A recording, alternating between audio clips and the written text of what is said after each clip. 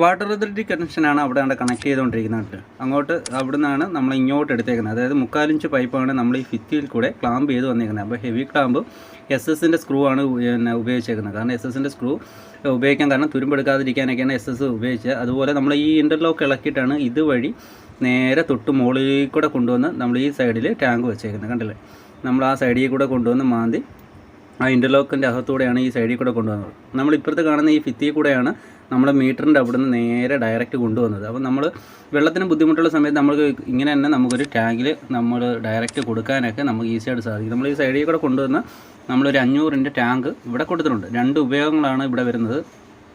ബാത്റൂമിന് വേണ്ടിയിട്ടാണ് ഇവിടെ ഇട്ടേക്കുന്നത്. കണ്ട, നേരെ നമ്മളിവിടെ ഒരു 500-ൻ്റെ ടാങ്ക് വെച്ചു. അതേപോലെ തന്നെ നമ്മളിതിനെ കഴുകി കളയാൻ വേണ്ടിയിട്ട് ഒരു വാൽവും നമ്മൾ വെച്ചിട്ടുണ്ട്.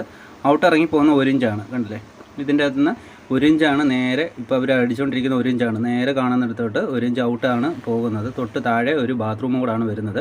അതുപോലെ ആ ബാത്റൂമിൽ തന്നെ കിണർ വെള്ളം യൂസ് ചെയ്യുന്നുണ്ട്. അപ്പോൾ 2 ലൈൻ ഒറ്റ രീതിയിൽ തന്നെ നമുക്ക് സിമ്പിളായിട്ട് കണക്ട് ചെയ്യാം.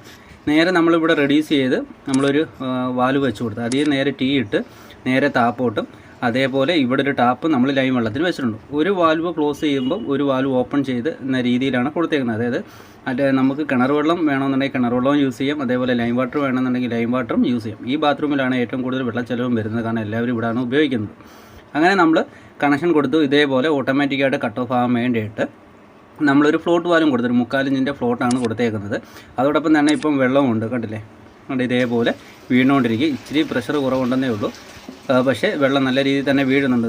അതായത് ഇപ്പോൾ നമ്മളിത് കിഴിച്ച ഭാഗത്തിൻ്റെ ഇതാണ് അതിൻ്റെ അകത്ത് കിടക്കുന്നത്. അതിന് മുകളിലോട്ട് വരുമ്പോൾ നമുക്കത് കൈകൊണ്ട് കോരി കളയാവുന്നതേ ഉള്ളൂ.